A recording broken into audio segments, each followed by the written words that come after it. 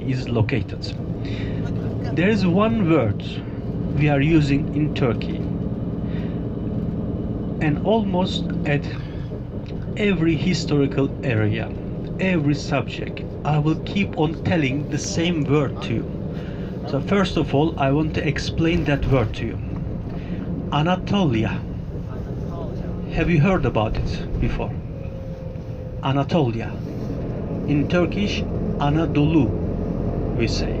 Anatolia is a big part of this country. Let me explain it to you. We have a map over here. Can you see it? It's not a very big map, but it is still a map, and because of my big head, maybe you cannot see some part of it. So I will try to turn and hide myself. Okay, like this. So you are looking at the Turkish map right here. It's located on two continents. This part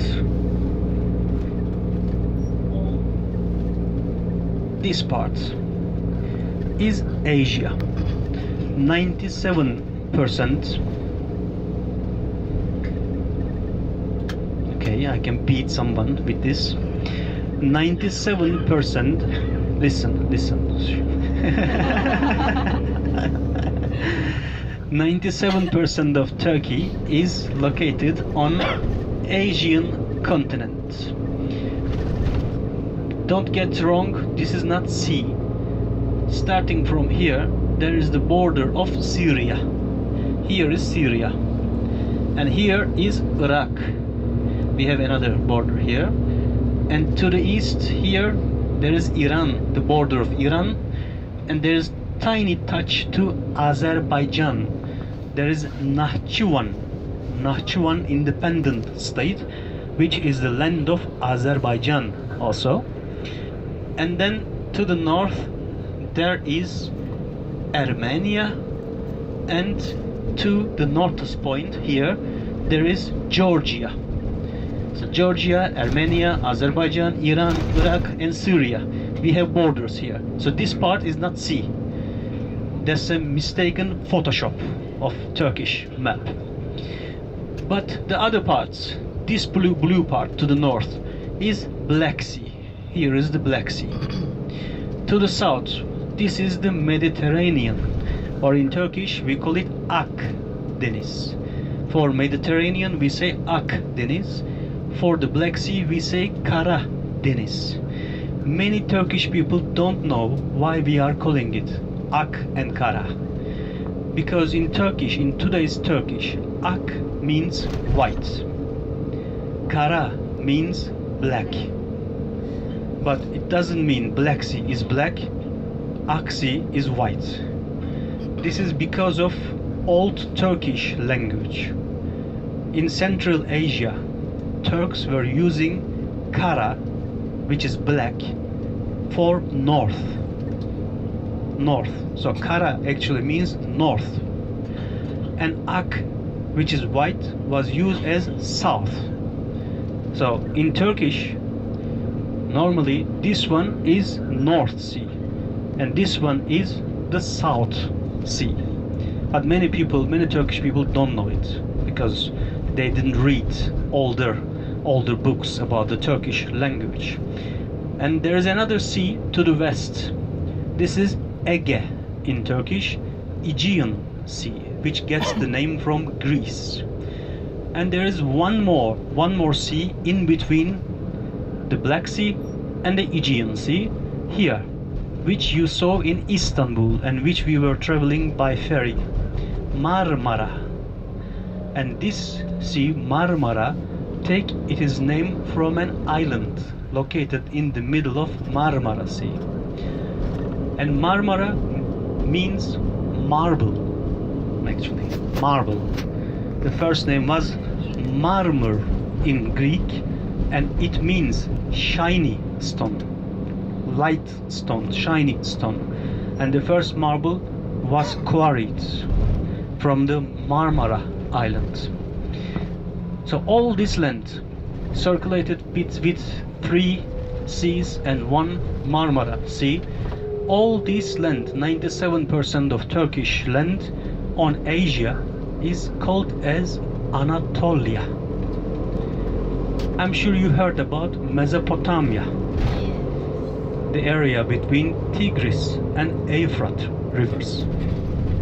That's the name of that region, and the name of this region is Anatolia. Whenever I speak about the history, about Romans, Greeks, cultures, traditions, instead of Turkish culture, I will say Anatolian culture. Because we Turks are here only for 1,000 years. And 1,000 years doesn't mean anything for the history of this land. Because when we start to speak about history in this country, we have to go back to cave ages, Paleolithic ages, when people were hunting animals and using caves as shelters, which means 100,000 years ago. So Turks here for 1,000 years, which is new. We are just newcomers for this area. And when we speak about the history, instead of Turkish history, we have to say Anatolian history. So you will hear this word Anatolia a lot of times from me. If you ask a Turkish person, what does Anatolia means? Or in Turkish, Anadolu, they will try to explain it in the way of Turkish. If you separate the words from each other, Ana and Dolu. Ana means mother in Turkish, and Dolu means many or stuffed. We have a dish in Turkey, have you heard about it? Dolma, stuffed vegetables. Dolma we call for it. But the problem is, Anatolia is not a Turkish word. This is a Greek word. And the first original use was Anatol in Greece. And still in Greek they use the same word, Anatol. In Greek, Anatol means sunrise. So it means east, because Greek people who were living in today's Greece land and Greek islands, for them the sun was rising from here, from this land. This is why they call this land as the sunrise, Anatol. So Anatolia means sunrise. And without hesitation, after Mesopotamia, Anatolia is the center for all civilizations in this world. Because history, civilizations, technology, all started with Mesopotamia. For the first time in the world, those people called as Sumerians, they start to write. So with writing, history starts. Before this period, we call prehistory, before history. So history means writing something. And approximately 1,000 years after Mesopotamia, history starts in Anatolia. Because this written came to Anatolia from Mesopotamia. So Mesopotamia and Anatolia are the grandfathers and grandmothers of all civilizations in the world. Not only European, but also Asian. Because people moved from these two lands all around the world. They spread all around the world by taking their cultures, traditions, and writing and language also. So this land, Anatolia, has several ancient settlements. We will see a couple of them in this tour. And there is one more land which is 3% of Turkey here. This is the 3% of Turkey at the European continent. Some part of Istanbul and some other provinces like Edirne, Kırklareli, Tekirdağ, these are located also at the west. This is northwest of Turkey. And only 3% of Turkish land is located on European continent. And we have two borders it looks like there's sea, but there's also another country here. This is Greece. We have the border of Greece, and to the north we have the border of Bulgaria here. And this land also has a different name. So this 97% is Anatolia, and this 3% called as Trakya in Turkish. Trakya. In English they call it Thrace. Trakya gets the name from another tribe who lived before the Greek, Thrak people, and Trakya means the land of Thrax, like in English today. Romania, Bulgaria, this IA means the land of. Actually this is the same for Turkey. Instead of IA in Turkish we call IYE. This means the land. So the name of this country is the land of Turks, Turkey. And the same Romania, Bulgaria, and some other countries also, like Czechia. They start to call Czechia, not Czech Republic anymore. And this land called as Thrace. And there's a interesting information about that place, because these Thracian people are the grandfathers of today's Scottish people, Celtic people. So most of the civilizations in Europe, they get their roots from this land, from Anatolia. So now you have some information about this country. You know about the seas of this country. And we have one very huge lake to the east of the country, over there, nearby the border of Armenia and Iran. This is the Lake of Van, but not written like in English. It's written with V. V-A-N. Van. The Lake of Van. This is the largest lake in the country.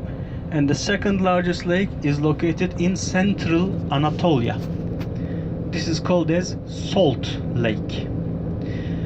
Normally in some of our programs, after Cappadocia on the way to Ankara, we are crossing nearby the Salt Lake. But your program includes Mount Erciyes also. So we will not cross nearby the Salt Lake, but from Cappadocia we will take the way to Kayseri, then to Ankara. So we will not go nearby the Salt Lake. And there are several very tall volcanic mountains in this country, as there is an earthquake line all around. The tallest mountain, do you know the tallest mountain in Turkey? But I'm sure you heard about it before, because it's in Quran, it's in Bible, it's in the legends of Greeks and Romans also. In Turkish we call it Ağrı, but the real name is Ararat from the past. Ararat mountain. It's located at the border of Iran. Where is that? Just over there. Over there. Iran, nearby Iran. 6,000 meters. It's a very tall mountain. And it's believed the legend of Noah, Prophet Noah, happened there, nearby this Ararat mountain. It's believed after the hurricane, he landed his ship to Ararat mountain. This is not only a story written in Quran, Bible, or Old Testament. Also, much earlier, older Anatolian civilizations created a story related with that, but the name was not Noah. The name was something else. They called him as Deikalion. Deikalion is known as the grandfather of all Greek people. You know the Noah story, right? Now I can tell you the Deikalion story, and you can match them. By the way, the Deucalion story is approximately 1,500 years older than the Noah story. It is impossible that religions cannot affect each other because people lived in the same area, so each story affected the new religion. And sometimes new religions with purpose took the old stories in their books, so people will understand the new religion much quickly, like Islam, like Christianity, like Jewish as well. In the Deucalion's story, there are paganist gods and pagan legends. They say Zeus, you know Zeus, Yes. the god of all gods and goddesses in the paganist culture, living at the top of Olympus mountain in his palace. Greek people were humanizing, making their gods as humans, so they can have sins, they can have mistakes also, and in this way they were telling people about moral stories. They say one day Zeus and Hermes was the messenger god. We will see his relief in Ephesus also. Together with Zeus and Hermes, they went to visit a human settlement. Zeus was angry because people were not praying for him anymore. They were not devoting themselves to him anymore. He knocked the doors, but first he camouflaged himself as a very poor and old person, and the same Hermes did it. So two old people, two very poor people, poor looking people, they knocked the doors and asked for help, asked for food for the name of Zeus. Nobody helped them. They knocked all the doors, all rich people houses doors. Nobody even gave them one piece of bread. Nobody. Finally they saw a house outside the city, and this was the last house. They didn't knock the door. Zeus knocked the door. Deucalion opened the door. He looked at this two poor person, an old person, and he invited them inside. Zeus was surprised, and then with his wife, Deucalion served whatever they have at home. Even he tried to cut his goose moving in the garden, and Deucalion was very poor. They only have one piece of bread and one goose, that's all. But he wanted to serve it to these visitors in the name of Zeus. Zeus affected much from the Deucalion's behavior, but he was very angry against the rest of the public, rest of people. And he said, Deucalion, prepare a boat for you, for your wife, and pick animals, couple animals, because I will send a hurricane soon and I will kill all these human beings, but I want only you with the animals you will choose to survive. Deucalion prepared a boat as the Noah's story. He picked animals, and I don't know how he coped because there were lions and giraffes and the other ones also, so they didn't eat each other. And finally Zeus sent the hurricane, and from the hurricane only Deucalion and the ones in the boat could survive. And after the hurricane, Deucalion landed to Mount Ararat, like the Noah's story, and all other people died in the hurricane. And after the hurricane, Zeus asked Deucalion, you are the only faithful person to me. Now wish anything, I will do anything for you.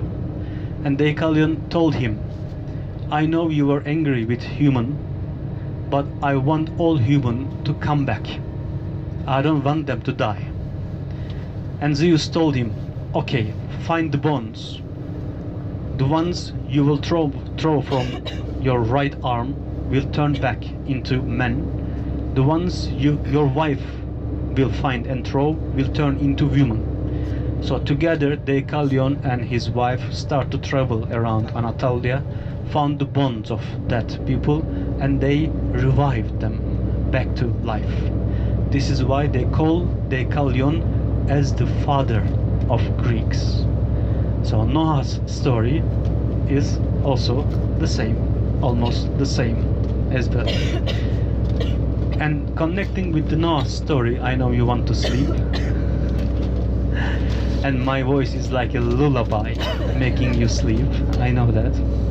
All my girlfriends told me like that. Don't speak much or I will sleep.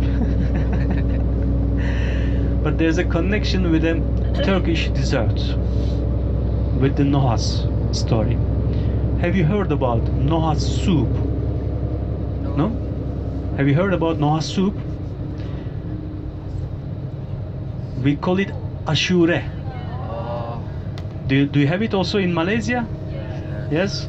Which is a mixture of raisin, dried fruits, chickpea, some beans also. You can add whatever you find.